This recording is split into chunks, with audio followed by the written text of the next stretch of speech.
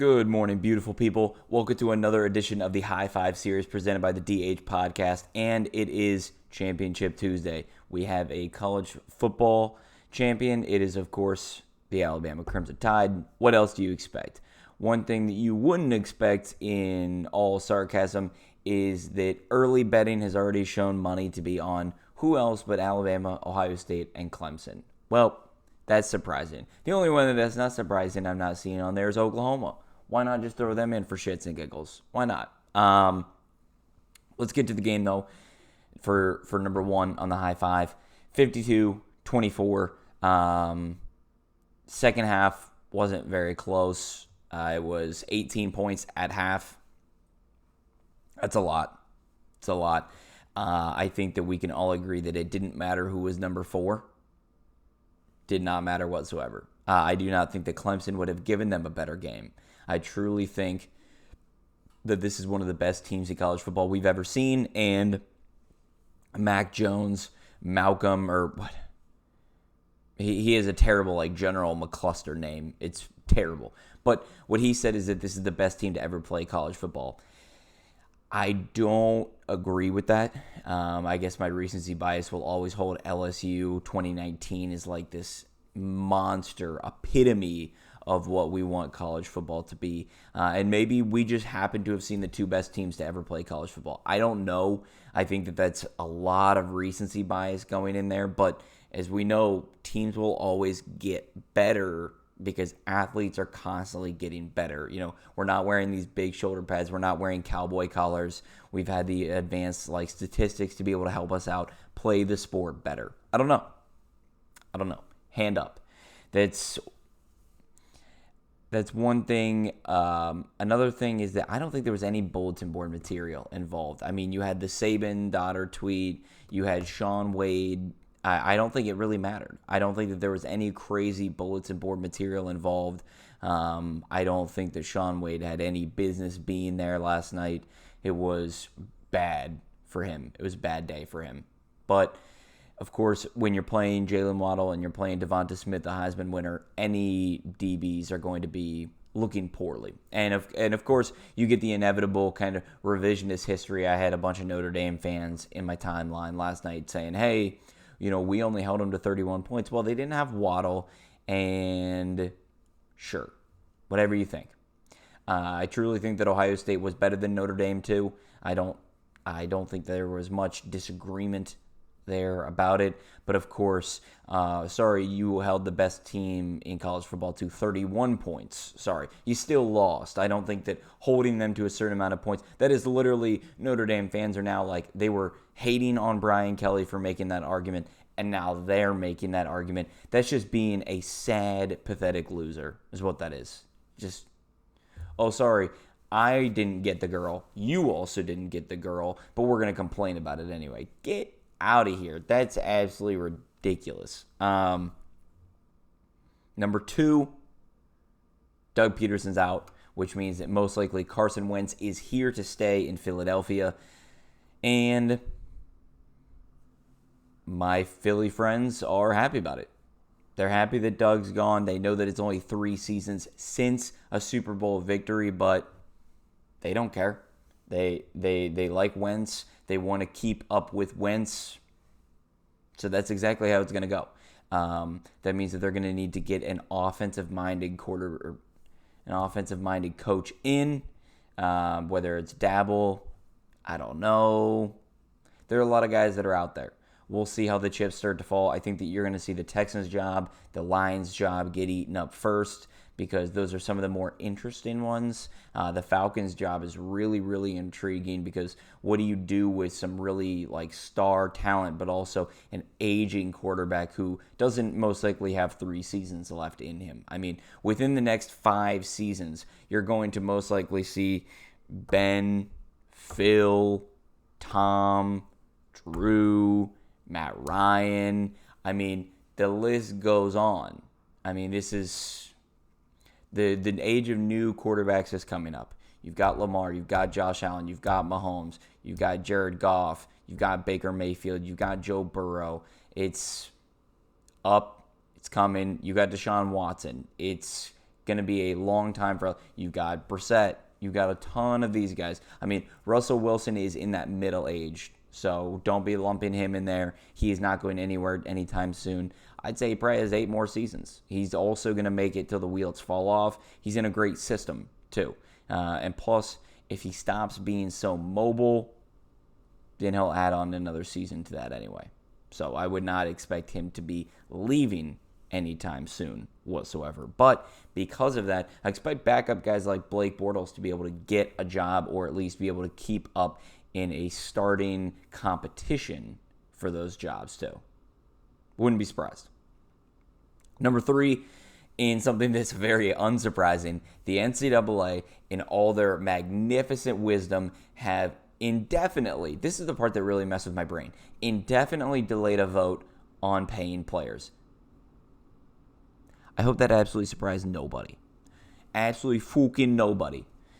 Because that couldn't be more NCAA MO. Is saying they're going to do something and then literally taking forever, indefinitely, to be able to do it. They say, we're going to get it done. That's what they said in this press conference when they announced that. We're going to get it done. Of course you are. Of course you are. I'm going to turn 40 at some point, hopefully.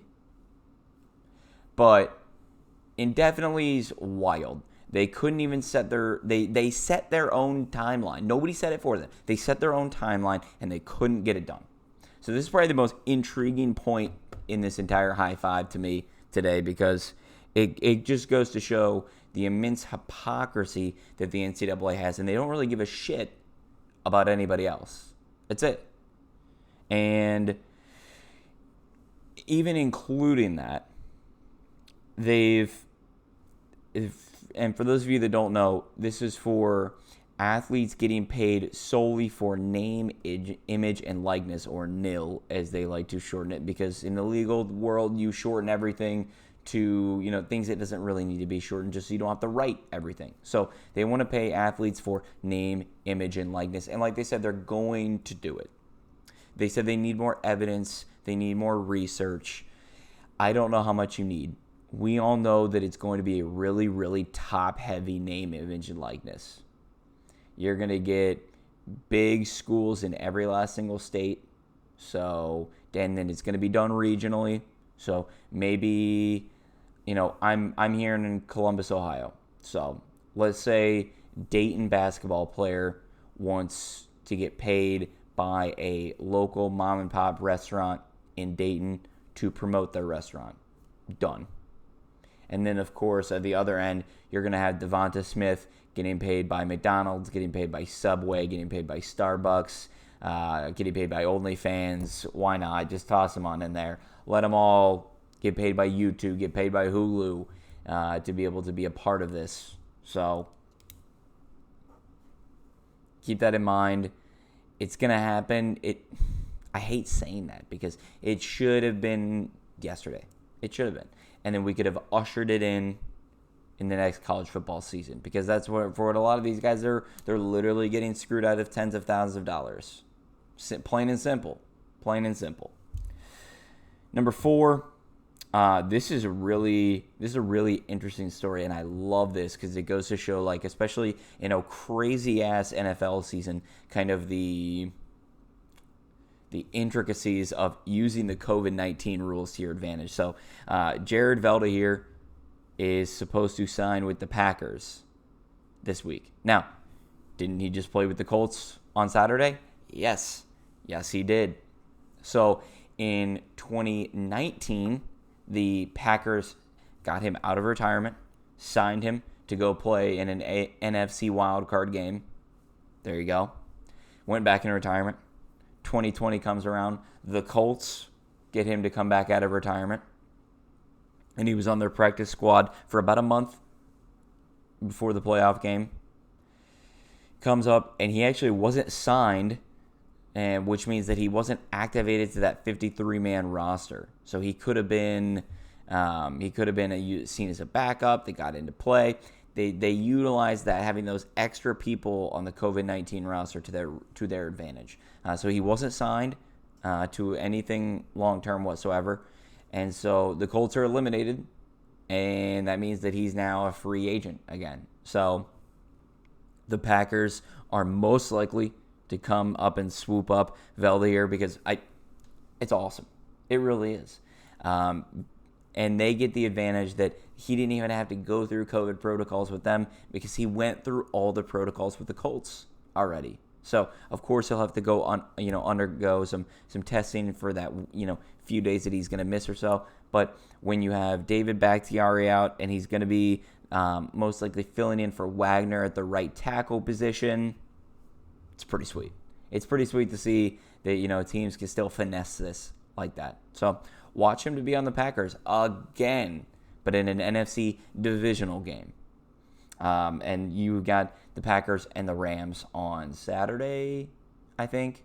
I think Saturday's NFC, Sunday's AFC. I don't know how they did that, but I think that's how it goes because you got the tale of two sides of the quarterbacks. You got Brady, Breeze, and Rodgers. Can't believe I forgot that.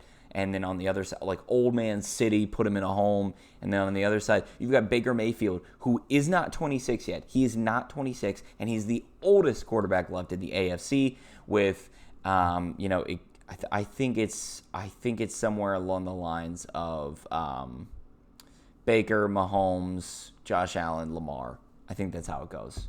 But insanity. And it couldn't be more tailored through cities. And then you got Jared Goff kind of floating around in the middle. And you don't even know who their starting quarterback is. Will he be back with a broken thumb? Will Waldorf be able to walk out of the hospital? No idea. But we'll get those in the Hi5, especially on Friday and Saturday, too. All right. Number 5, and the final one is Adam Silver is getting a taste of what Bettman had. He's getting a taste of what Goodell lives with on a daily basis in the COVID-19. So too many people, too long of a time to endure in a bubble. And so the NBA is out. No fans or very, very, very little fans, but already having a lot of problems. So, for example, just today alone, we have 2 games being canceled. That's 4 teams now in isolation. It's the Pelicans and the Mavericks, the Celtics and the Bulls. And then on top of that, just during the day, the Heat put 7 players on their health and safety list, which is a mix of COVID and contact tracing, where now those players include Goran Dragic, Bam Adebayo, Jimmy Butler. It's rough going for the NBA. And then you guys have James Harden going out and partying. We have now confirmed reports. Shout out Worldwide Wob, one of the best, who proved that Kyrie Irving was also out and partying without mask on. So Adam Silver's now getting a taste of the medicine. He's not liking it. I wouldn't like it if I were him, but he's now being able to see what other people are dealing with. So that's it for today's Hi5. We will see you back bright and early tomorrow for another edition of the Hi5 series presented by the DH Podcast. I'm Nick. I hope you have an incredible rest of your day. Stay safe, everybody.